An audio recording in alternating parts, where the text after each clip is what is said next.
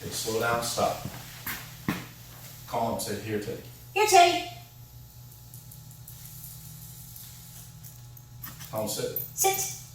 Tell him down. Down. Dismiss him. And catch. Yes, get over here. Yeah. Yes. Do you see how much the dog over here, while you're walking back and forth, the dog goes, what's she doing? I want to do that. What is she doing? I want to do that. Now, it's not a heel yet. I'm going to steal your chair. All right, so Yeah. you gotta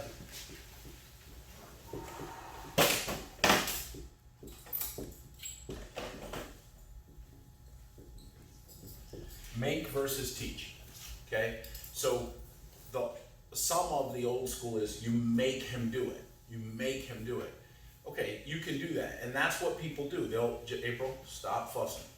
That's what will happen is people will start to make the dog do it. They'll hold the dog in heel and say, heel, good dog, heel, good dog. Okay, maybe it works for some dogs, but some dogs are thinking, I gotta get the fuck out of here. You're holding them in place, but they're thinking and doing, trying to get out of here, and you're praising.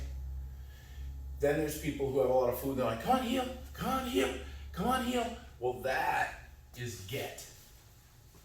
Get the dog to do it. Make the dog do it. Those two schools are largely positive and largely negative. This teach requires both, but the dog has a big old light bulb that goes off when it understands what's going on, and then a dog wants to do it. So when you teach, you get want. It requires both requires both negative and positive to teach. Do you understand? So what I do is I teach the dog where I want it to be by no pressure, and where it's not supposed to be with appropriate correction and pressure. So if you think about that, you have to paint the picture in the dog's brain that that's the heel box that walks next to you. Do you see what I mean? Mm-hmm. That is next. So here's the top of your head. Here's the dog's shoulders. Here's your shoulder. And wherever you go, that dog stays in that little box. Do you see what I mean? So if you don't have an idea of where heel is, how could you teach it that way? It's easier for people to just go, all right, I'll put him here and drag him around. And you feel great at class. You're like, oh, we did it. Now take the leash off. If you can teach the dog to stay in this box, because heel is stay while you move. It's geosynchronous orbit. So it's stay here, but here's moving. Do you know what I mean? Mm-hmm. So when we're constantly looking back to see where the dog is, that's got to be telling you that should be an appropriate, fair, directional correction. Because if you can't look down and see the dog's head, the dog's on heel. So if the dog's on heel, you got to do something. So what people do is they look, they're like, where is he? And they turn and they start heeling like Bigfoot. Come on, or get the fuck over here. Neither of those, to me, is correct. To me, that's not the way I teach it. I want the dog to learn it, understand it, and I want the dog to go, look at this, look at it, you see it? You can see it with Shalanda's dog. When the dog understood, that prance comes out. That's a focused attention heel without food or toy. Can you imagine? Can you imagine that? Have you seen it? With her. With any dog. Oh, yeah. Obviously, I can do it with all their dogs. Yeah. Because the dog is actually connecting with you. You become the reward. You become is this right? The dog is serving you. The dog is going like, oh, is this right? This is what you want? That's the bond. When you get the dog to do it. Here, it's a toy. Here's a electric gun. No, wrong. Ah, the dog's just waiting for the toy. Okay, I can do that. If you just crank them, you're going to get the dog that's going to go, I can't handle this. It's going to shut down, try to run away. Or a dog that goes, crank that leash one more time. Crank it one more time. Do it. If you take, and each dog is going to learn that differently. Each person's going to learn that differently. So you have a dog that is less than a foot to the shoulder from the ground. The Roddy Ike is what, 2.5 feet from the shoulder. So if you get someone who's 100 pounds and 5'1" With Ike, you're going to have to manipulate that dog differently to teach him that. So people don't really respond well to that. They go, just tell me the formula, tell me what to do. Not every dog learns the same. Not every person learns the same. So what we're trying to do is not get the dog to do it, not make the dog do it, but teach the dog to do it, and then the dog wants to do it. That's the game. That's the ball game. Why does the dog want to do it? Huh?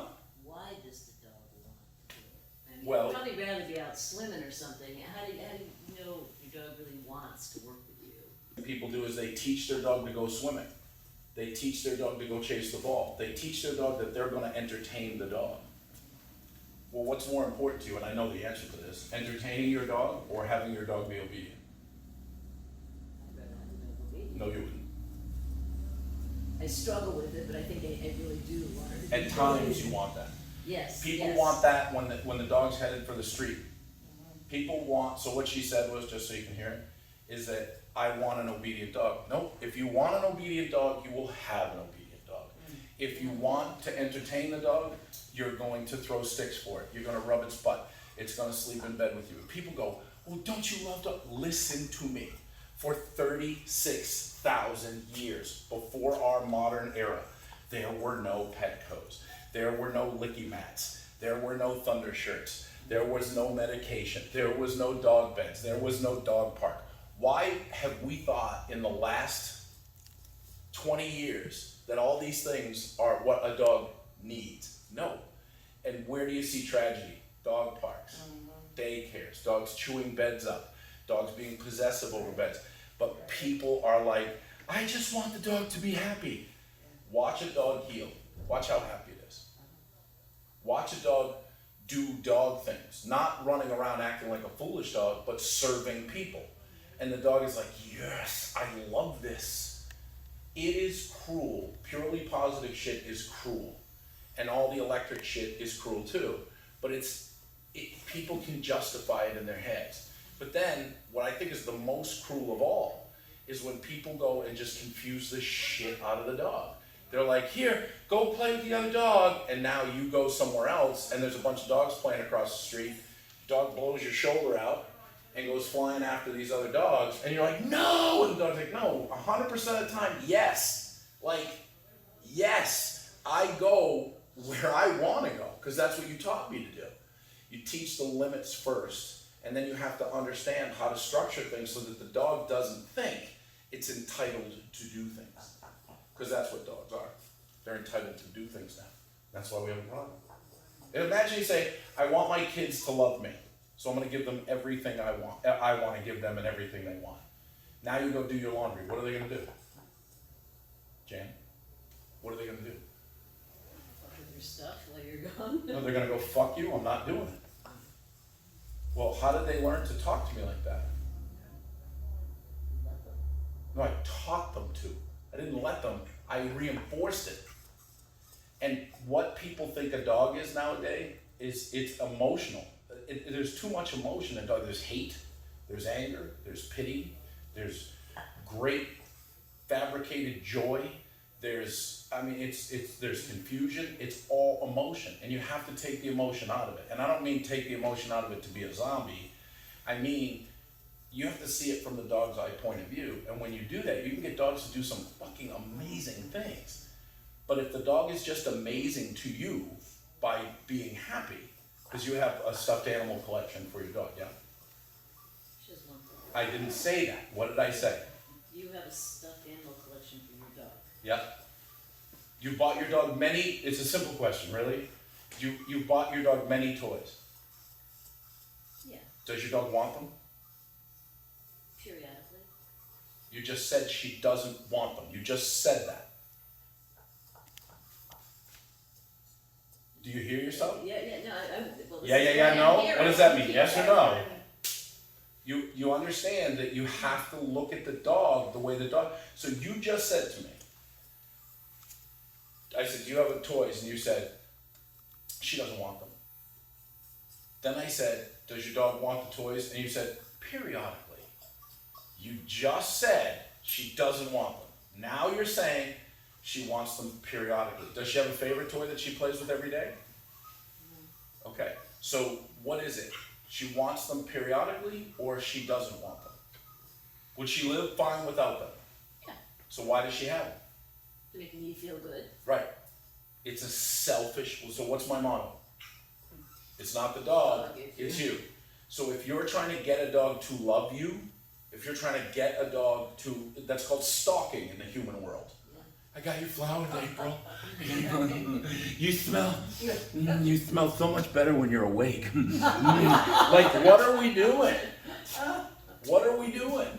That's the problem, is people don't see how fucking creepy they are with dogs. And when you treat a dog like a dog, the way the dog understands, people get pissed off about it. Because they see you're human trafficking, or you have a baby, an infant on the end of a leash, and you can't teach it in any way but love, fairy farts, unicorns, and rainbow. That's why dogs are biting people. Does that make sense? So, Because the truth will set you free, but at first it will hurt like a motherfucker.